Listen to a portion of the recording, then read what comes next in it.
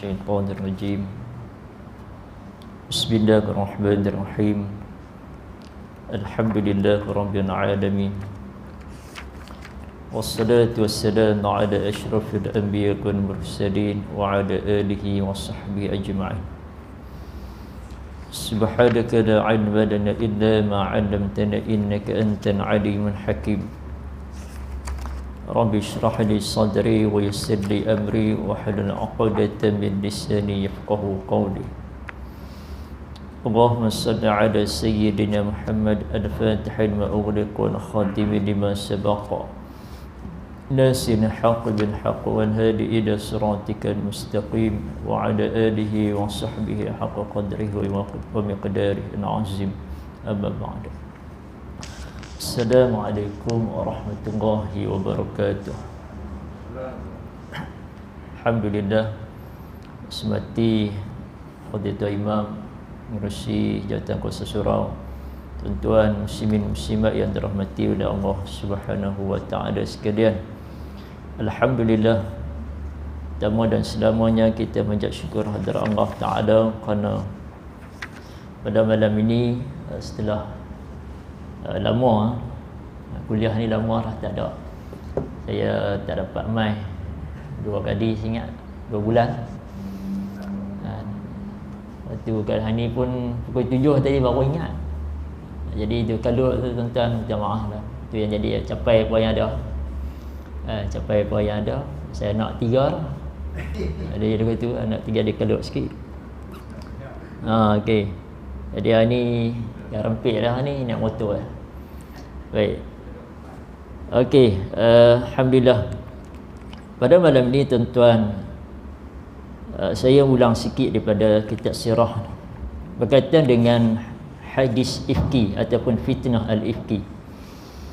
Kenapa kita sebut pada malam ini cerita berkenaan dengan fitnah al-ifki ini? Kerana ia berkaitan dengan fitnah ke atas isteri baginda Nabi sallallahu alaihi wasallam, iaitu Sayyidatina Aisyah radhiyallahu anha.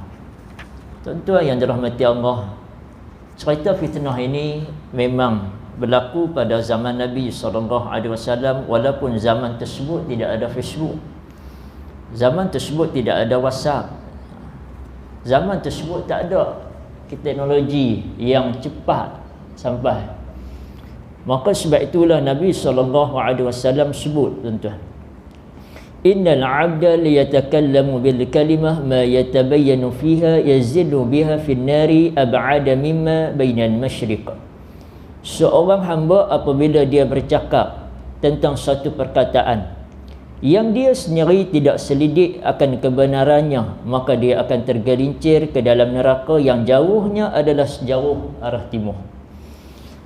Menyebutkan bahawa tentang hadis ini bercerita tentang orang-orang yang menyebarkan satu berita seperti mana yang kita nak cerita malam ni, tuan-tuan. Cerita ini bermula apabila baliknya ataupun pulangnya tentera Islam daripada perang Mustaliq. Perang Mustaliq ni saya ulang sikit, tuan-tuan. Kita dah baca dah dulu. Perang Mustaliq disertai oleh ketua munafik, iaitu Abdullah bin Ubay dan beberapa kawan-kawan dia. Maka bayangkan, tuan-tuan, perang hak sebelum daripada ini orang-orang munafik tak sertai perang. Tetapi kerana perang Mustaliq ini, kenapa orang munafik ini menyertai peperangan ini? Kerana disebut oleh para ulama kerana habuan dunia, kerana ada ghanimah, kerana boleh apa-apa sajalah yang boleh mereka ambil, maka mereka sertai. Maka bayangkan, tuan-tuan, kita nak sebut pasal apa? Kita nak sebut apabila tentera munafik ini masuk dalam di kalangan tentera kamu, Allah Ta'ala menyatakan dalam surah At-Taubah cerita pasal orang munafik ini dalam ayat yang ke-47. A'udzubillahi minasyaitonirrajim. Law kharaju fikum ma zadukum illa khabala wa la awda'u khilalakum yabghunakumul fitnah wa fikum sama'una lahum wallahu alimun bizzalimin. Sebab Allah Ta'ala cerita, jikalah mereka ni keluar, siapa dia? Pak munafik ni pi dengan kamu dalam peperangan, menyertai kamu, mazadukum illa khabala, mereka ini tidak menambahkan bilangan tentera kamu, bahkan mereka sebenarnya akan melakukan kerosakan. Mereka tentulah segera menjalankan hasutan, mereka akan buat fitnah. Sebab kita bicara ni malam ni tuan-tuan, cerita berkenaan bukan orang lain, orang Islam juga, tetapi imannya lemah dan mudah terganggu dengan hasutan dan juga fitnah. Tambah-tambah lagi kita berada di zaman fitan, zaman fitnah. Terus ya WhatsApp sampai, copy paste sampai. Bayangkan tuan-tuan. Maka ingatlah, sebab wafikum sama'una lahum, Allah Ta'ala sebut, sedangkan kamu ini suka dengar hasutan mereka ni. Maksudnya kita ni, ialah tuan-tuan, bukan kata siapa saya, kita pun mudah sangat dapat berita tu tuan-tuan, WhatsApp ke, Facebook ke tuan-tuan, ataupun portal yang ada hari ni. Terus kita katanya apa nak jadi ni. Contohnya hari ni tuan-tuan, lain macam ni nampak songkok. Contoh. Belum-belum ada lah pakai, tapi jarang lah pakai. Pakai biar aja ada lah. Saya biasa pergi satu masjid tu, dia pun tak perasan. Dia kata, ingat ustaz tak mai. Dia pun ingat tu bukan ustaz. Dia kata, saya pakai lagu ni tuan-tuan. Kalau kalut masih lagu ni saya pakai.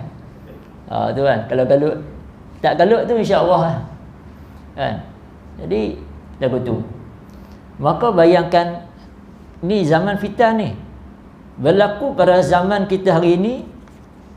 Pak munafik ini tuan-tuan, bila singgah tentera Islam ni singgah daripada tempat kita kata berhenti kerana Aisyah ingin qada hajat.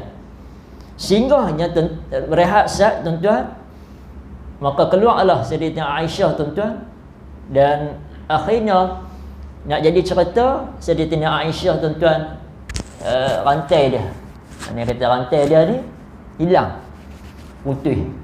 Maka dia pergi cari balik. Bila balik cari, tentera Islam ingat bahawa Sayyidatina Aisyah ada dah di atas unta yang orang panggil apa Allah maksudnya, dia tempat duduk tu. Tempat duduk tu pula tuan-tuan, dia bukain kan. Kalau kita biasa naik unta pergi umrah tu, tu orang panggil apa Allah, saya lupa dah. Dia lupa dah istilah dah tu.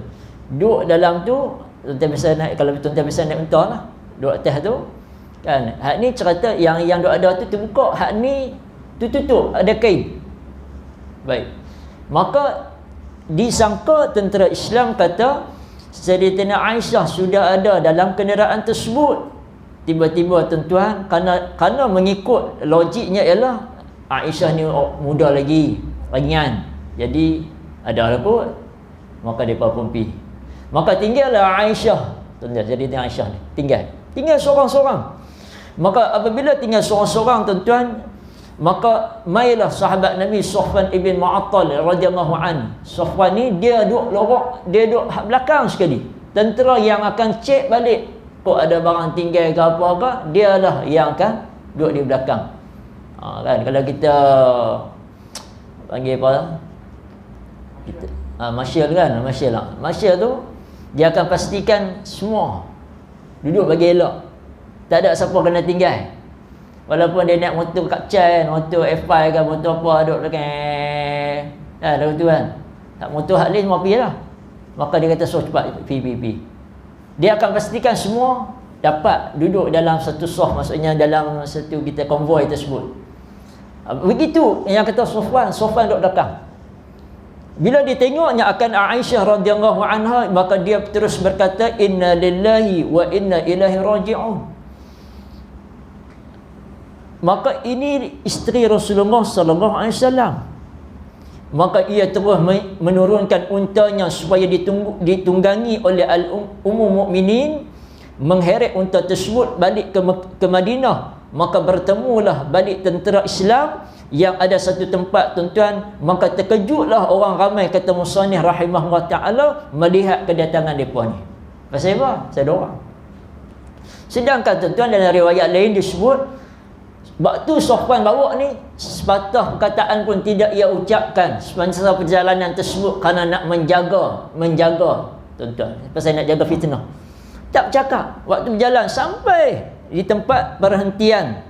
Maka inilah berlakunya fitnah apabila ia, iaitu pemimpin munafik Abdullah ibn Ubay, tahu akan perkara tersebut, lalu dia mengambil kesempatan dengan peristiwa itu menaburkan fitnah sehingga beberapa orang Islam terpengaruh dengannya. Oh, tu dia. Tuan-tuan bayangkan, Facebook tak ada, WhatsApp tak ada, macam mana ada buat? Cakap. Sebang tengoklah tadi. Depa dua balik buat apa? Tu kalau hari ni dia tegak gambar. Dia tegak tangkap je, ulasan tak ada. Ulasan tu tak ada, orang tangkap, orang sebar fitnah. Ataupun berita hari ni buah tajuk ya, tajuk tu bagi nampak garang sikit, bagi nampak orang percaya terus tak bacalah isi dia. Baca tajuk pun orang dah taruh. Tidak. Orang bubuh dulu, sebarkan dulu. Lepas tu bila kawan ni kata saya akan saman, oh minta maaf, saya tak perasan, saya duk ingatkan betul. Nampak tak? Hak ni berlaku di zaman kita hari ni. Tuan-tuan bayangkan, ni cerita ni berlaku sehingga bukan orang lain, sahabat sendiri ahli Badar antaranya percaya akan berita ini. Sedangkan tuan-tuan yang dirahmati oleh Allah Subhanahu wa taala, pada awalnya al-ummul mukminin Aisyah radhiyallahu anha tidak tahu fitnah tersebut disebarkan ke atasnya. Sehinggalah tuan-tuan isteri Mistah beritahu kepadanya cerita berkenaan ini, sebab tuan-tuan bila balik Aisyah sakit. Sampai di Madinah Aisyah sakit, Aisyah berehat lebih kurang tuan-tuan dekat sebulan. Tuan-tuan bayangkan dekat sebulan itulah tidak turun wahyu kepada Nabi SAW. Wahyu tertahan disebabkan fitnah ini. Adapun Rasulullah SAW mendiamkan diri, dan Aisyah merasakan sikap Nabi SAW telah berubah. Lalu dia meminta izin untuk pulang ke rumah orang tuanya, iaitu Sayyidina Abu Bakar As-Siddiq. Pasal ni yang kata Sayyidina Abu Bakar ni pak dia lah, yang kata Aisyah ni. Maka Sayyidina Abu Bakar ni pak mentua pada Nabi SAW. Tuan-tuan bayangkan, maka Nabi izin. Sebab apa? Sebab rasa lain lah. Biasalah macam kita tuan-tuan, kita ni kalau isteri minta nak balik Isyak, tak apa, kita pun bagi hantar lah kan. Lepas tu kita settle lah. Kalau tuan-tuan kita ada masalah keluarga tuan-tuan, jangan lebih 3 hari. Untuk pengalaman lah kan. Dia pengalaman lebih je lah. Jadi 3 hari tuan-tuan. Kalau lebih 3 hari, maka ia akan menyebabkan syaitan, dia hasutan syaitan tu. Kalau kita tahan, tu yang jadi macam-macam. So 3 hari. Lepas 3 hari tuan-tuan, kita baru kita bercakap, jangan lebih 3 hari. Settlekan baik-baik. Ada masalah tuan-tuan, hak tu memang ada. Setiap orang keluarga ada masalah. Maka masalah ni keaiban keluarga, maka jagalah rahsia suami isteri, jaga tuan-tuan. Dan benda ni kan semua orang boleh, kecuali kita kata orang yang tertentu sahaja yang boleh kita cerita untuk menyelesaikan masalah.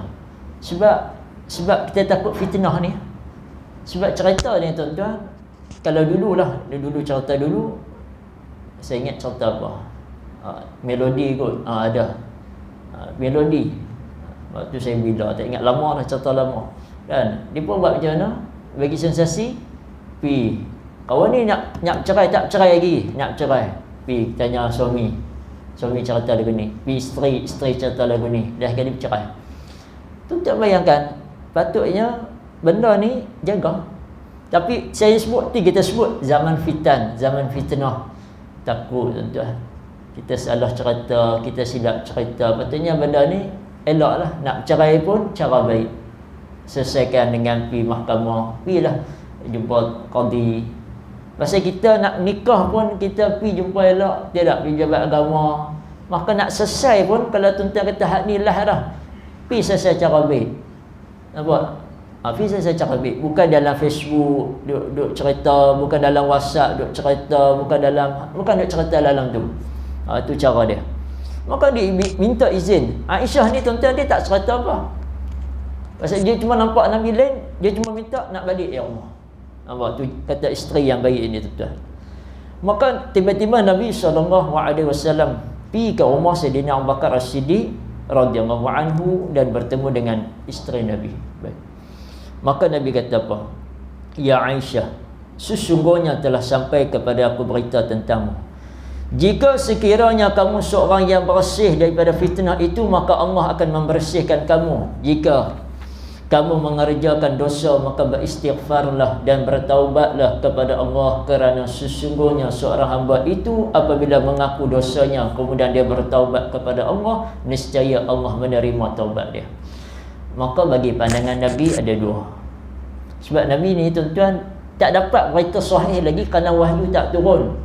Jadi oleh kerana Nabi bagi pilihan, Nabi kata lagu ni, jika kamu sekian-sekian, maka Allah akan bersihkan kamu. Maksudnya bila turun wahyu lah. Tapi jika kamu buat, maka bertaubatlah pada Allah. Sebab Nabi anggap kata benda ni tak settle lagi. Sampai satu tahap Allah turunkan wahyu, barulah Nabi terima. Cuma nak abang kata sebagai seorang isteri, nangis lah. Nangis. Sebab dia tak buat pun. Kes ni tuan-tuan, kes apa ni? Zina. Tuduh kepada zina tuan-tuan. Tuduh zina ni dalam Islam, Allah Akbar. Dia Allah, dia hukum dia dalam hukum Islam, dia kena, kalau kita tuduh orang berzina, maka kita dikenakan tuan-tuan hukuman. Hukuman dia ialah sebatan 80 kali. Qazaf nama dia. Saya tanya. Qazaf ni tuan-tuan tak ada bukti, tak ada saksi, tuduh berzina. Qazaf maksudnya kena sebatan 80 kali, tuan-tuan. Ni zaman ni. Ini kalau zaman Nabi lah, zaman Islam, tuan-tuan. Maka bayangkan apa yang berlaku. Maka isteri ni Aisyah menangis sehingga tuan-tuan akhirnya disebutkan akan ayat Allah Ta'ala dalam surah Yusuf ayat ke-18, fasabrun jamil wallahul musta'anu ala ma tasifun. Tidak ada pernah perkataan yang keluar melainkan perkataan ini, iaitu sabar itulah yang paling baik dan Allah sahajalah yang diminta pertolongan di atas apa yang kamu sifatkan terhadap aku. Maksudnya bila kena fitnah, kita kena fitnah tuan-tuan, tak tertahan dah. Pasal orang viral habis dah. Kita tak buat pun. Tapi nak buat lagu mana? Zaman lah ni zaman laju. Sampai ke rumah orang boleh gambar tu, sampai ke rumah orang viral. Tu dia. Tengok kita viral benda yang salah. Allahu Akbar. Maka bagi yang orang-orang yang kena tuan-tuan, yang kena ujian ini, diajak dengan cara ni, fasabrun jamil. Ucapkanlah tuan-tuan sabar banyak-banyak tuan-tuan. Ujian macam dia macam di Johor tuan-tuan, Johor tuan-tuan, di Kelantan, Terengganu, Johor lah teruk, tengok teruk. Ni dah surut, bila tu surut sikit kita tengok.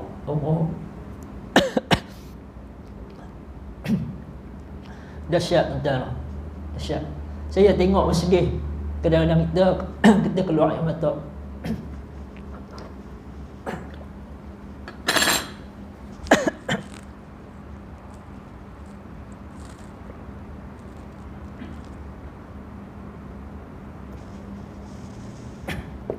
Sedih tuan-tuan.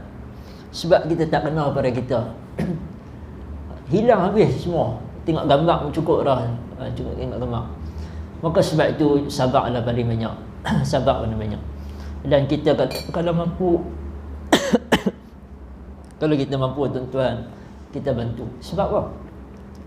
Sebab bila orang diuji ni, cara dia kita menenangkan dan kita mententeramkan, kita bagilah bantuan. Itu cara kita. Tuan-tuan. Sebab nak sebut ni cerita ni fitnah ni dahsyat. Cerita ni fitnah ni dahsyat. Lalu dibacakan ayat ini, surah An-Nur ayat 11. Innal ladzina ja'u bil ifki usbatun minkum, sesungguhnya orang yang membawa berita fitnah itu adalah satu golongan daripada kamu. Bila dibacakan ayat ini kepada Aisyah, maka kedua orang tuanya menyuruh Aisyah bangun hormat akan Nabi SAW. Tetapi Aisyah menjawab, wallahi demi Allah, aku tidak bangun kepadanya, aku tidak mahu memuji melainkan hanya kepada Allah. Sebab bila turunnya wahyu ini, maka habislah, hancurlah fitnah yang disebarkan oleh Abdullah bin Ubay, orang munafik. Nampak tuan-tuan? Maka fitnah ini apabila ia terjadi tuan-tuan, maka dijatuhkan hukuman sebatan sebanyak 80 kali yang kita qazah tadi kepada beberapa orang yang menyebarkan fitnah di kalangan lelaki dan perempuan. Tetapi Abdullah ibn Ubay dibiarkan, tak kena hukuman, kerana para ulama kata cukup kepadanya janji Allah yang akan menyiksanya di akhirat kerana ingin mengelakkan fitnah yang lebih besar. Maksudnya nak jaga. Ialah kita faham tuan-tuan, kalau yang kata ketua orang munafik ni tuan-tuan, bila kena orang kata pelik juga kan. Patutnya tuan-tuan,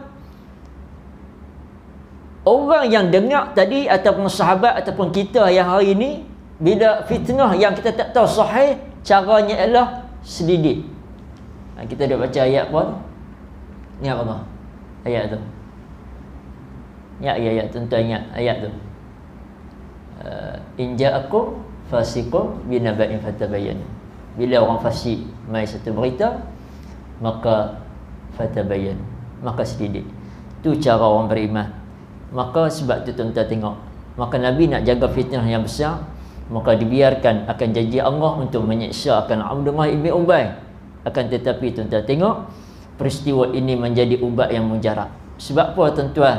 Sebab sepatutnya tuan-tuan yang dirahmati Allah Ta'ala sekalian, ia sebenarnya mengeratkan hubungan di dalam saf umat Islam dengan tindakan tegas ke atas unsur-unsur kelemahan yang di dalamnya, kerana ayat-ayat yang diturunkan dihalalkan ke arah umat Islam, tidak dihalalkan banyak kepada orang munafik yang menghangatkan masalah. Tuan-tuan tengok, ni kata pengarang ni. Tuan-tuan kita hadam ayat ni. Ayat ni sebut kata apa? Ayat diturunkan sebenarnya dihalalkan pada umat Islam, tidak dihalalkan banyak kepada orang munafik yang memang mereka ni banyak masalah. Kerana untuk mengukuhkan jamaah agar jangan bertindak ke atas orang lain sahaja, tetapi hendaklah ke atas diri sendiri, yakni unsur kelemahan yang ada dalam jamaah yang boleh dipermainkan oleh musuh dengan menyebarkan fitnah yang sengaja diada-adakan. Memang tuan-tuan, dia bubuh tu tajuk, tak salah tajuk apa pun tuan-tuan, hanya orang buh. Syok lah kita kata syok taruh kan. Pasal apa? Pasal kan, tama-tama main lali kan. Ada dekat nak pilihan raya lah gitu. Kan. Tuan-tuan yang risaulah bulan 3 bulan 6. Kan kita risau bila pilihan raya bekor. Kita duk bicara hak tu tuan-tuan. Masing-masing kita kata sebut, kalaulah masing-masing menyebarkan fitnah di saat ketiga ini, sebab kita ni tuan-tuan, dia memang dekat-dekat ni dia selalu lagu tu. Maknanya kita ni, maka caranya ialah jangan kita gopoh. Ni cara dia tengok Nabi sebut, kerana sesungguhnya Nabi SAW tidak gopoh dalam bertindak, berhemat dan teliti terhadap satu berita. Itu cara dia.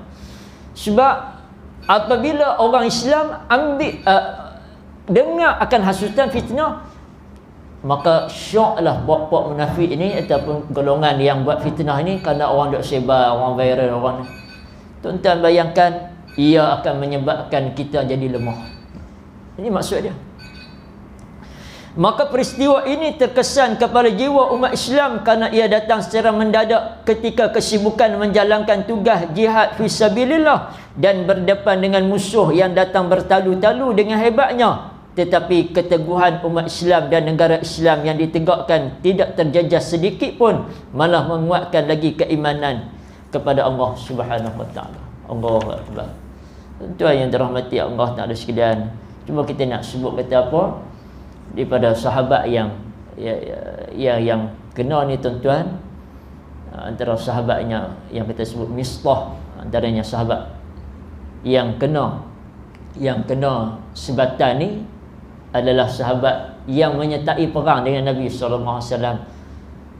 Dikenakan hukuman supaya diberikan peringatan pada orang-orang Islam supaya jangan kamu percaya.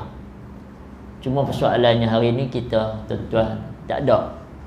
Bila tak ada hukuman, kita orang fitnah, kita percaya, kita sebar tuan-tuan, maka kita takut kita diazab oleh Allah Ta'ala. Kena berat. Cerita ni tuan-tuan macam kita sebut tadi, kerana ia akan dikenakan oleh Allah Subhanahu Wa Ta'ala. Fitnah ini tuan-tuan, bila kita sebar, bila kita percaya dan kita bawa benda ini, maka kita akan bayangkan, kita sebar, orang percaya, bayang kita nak tanggung dosa. Kalau kata satu dunia percaya, satu Malaysia percaya, maka kita tanggung dah dosa. Maka begitulah keadaannya bila berlaku pada zaman kini tuan-tuan yang dirahmati Allah Ta'ala sekalian. 3 orang sahabat, semua saya nak sebut dia adalah tuan-tuan, di antara sahabat percaya ialah Mistah yang pertama, kemudian Hamnah tuan-tuan, Hamnah perempuan muslimat, kemudian Hasan ibn Sabit. 3 orang inilah yang dikenakan hukuman tuan-tuan kerana mempercayai fitnah yang disebarkan oleh pak munafik. Tuan-tuan bayangkan, sebab itulah kita pada hari ini ambil pengajaran tuan-tuan akan cerita ini. Tuan-tuan boleh tengok dalam surah An-Nur. Kita baca surah An-Nur, tuan-tuan baca, tuan-tuan buka ayat yang ke-11. Tuan-tuan baca bermula ayat ke-11 itu sampai habis cerita ini tentang pembohongan ataupun kita sebut fitnah yang disebarkan oleh Abdullah ibn Ubay dan bersama dengan kawan dia. Cerita ini menjadikan kita tuan-tuan supaya jaga. Sebab cerita yang kita sebut ni macam baru ni yang diperkata apa, baru ni yang ada dipersebarkan kan tuan-tuan, mana dia baru ni dipersebarkan gambar kan, ada gambar tu. Saya ingat waktu tu berlaku tsunami tuan-tuan, berlaku tsunami waktu tu kan, berlaku tsunami ni tuan-tuan. 5 orang anak dia mati, meninggal di pantai Pasir Panjang, pantai Pasir Panjang, Pulau balik pulau. Gambar dia tu, gambar dia sedih, menangis tu. Orang buat satu benda yang gurauan, orang kata gurau kan, buh macam alah orang buh gambar tu, kemudian ada buh bawah tu kan. Gambar tu cerita betul, tapi ayat yang buat kita buat bergurau tu tak betul, tak kena kan. Sedangkan ayah dia tu 5 orang anak meninggal, tinggal 2 orang je, semua anak dia 7 tuan-tuan. Saya ingat saya pergi waktu tu, saya baru tingkatan 6, saya tingkatan 6. Saya pergi, kebetulan memang saya ada di balik pulau tuan-tuan. Saya pergi buat tahlil, pergi sekali tahlil apa semua tu, tengok sendiri kan apa yang berlaku masa tsunami tu 2014.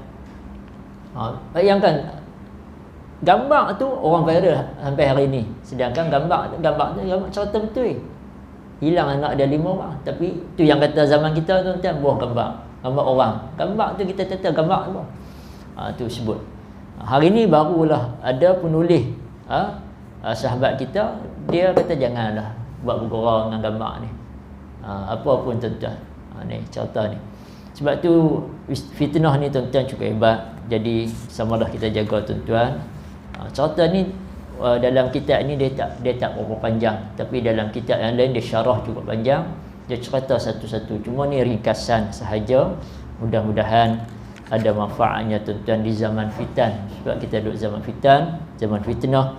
Mudah-mudahan Allah Subhanahu Wa Ta'ala memberikan kekuatan kepada kita tuan-tuan untuk jaga fitnah ni. Jagalah tuan-tuan, jaga sungguh. Jangan kita cepat sangat nak viral, jangan cepat. Melainkan benda hak betul. Hak betul tak apa kita viral. Membongkar kejahatan, kerosakan kan, yang tu silap. tapi bukannya pembohongan.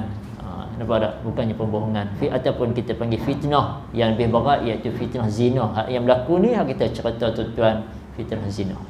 Jadi saya rasa cukup dekat tu pada malam ini tuan-tuan, agar dapat manfaat daripada apa yang disampaikan. Semua maaf salah dan silap apa yang disampaikan pada malam ini. Yang baik itu datang daripada Allah Subhanahu wa taala, yang lemah daripada kelemahan diri sendiri. Qul qawli hadza wa astaghfirullahal azim li wa lakum. Wassalamualaikum warahmatullahi wabarakatuh. Bismillahirrahmanirrahim. Allahumma faqihna fid din wa 'allimna ta'wil ila siratikal mustaqim, siratal ladzina an'amta 'alaihim minan nabiyyin was-siddiqin wasyuhada'i was-salihin wa hasuna ulaika rafiqa. Ya Arhamar Rahimin, ya Allah, ya Tuhan kami, ya Allah, ampunilah dosa kami, ya Allah. Kami banyak melakukan dosa kepadamu, ya Allah. Ya Allah, kami manusia yang dadai, manusia yang deka, yang lupa terhadap segala nikmat yang Kau berikan kepada kami, ya Allah. Ya Allah, ya Tuhan kami, Kau berikanlah kesabaran yang tinggi kepada sahabat kami, ya Allah, di Johor, sahabat kami di Kelantan, Terengganu, di Pahang, ya Allah, yang hari ini diuji dengan banjir, ya Allah. Kau berikanlah, ya Allah, gantikanlah yang lebih baik daripada Engkau ambil ini, ya Allah. Ya Allah, ya Tuhan kami, ya Allah, berikanlah kami kekuatan untuk terus istiqamah melaksanakan tanggungjawab kami, ya Allah, untuk, ya Allah, patuh dan taat kepada perintah-Mu, ya Allah, dan meninggalkan segala larangan-Mu, ya Allah. Ya Allah, ya Tuhan kami, matikanlah kami dalam Islam, matikanlah kami dalam kami melakukan, ya Allah, ketaatan kepadamu, ya Allah. Jangan Kau matikan kami dalam kami kekufuran, dalam kami, ya Allah, melakukan maksiat, ya Allah. Maka hindarilah kami, ya Allah, ya Allah, ya Rabbana, ya Arhamar Rahimin. Wassallallahu ala sayyidina Muhammad wa ala alihi wa sahbihi wa baraka wa sallam. Walhamdulillahi rabbil alamin. Taqabbalallah.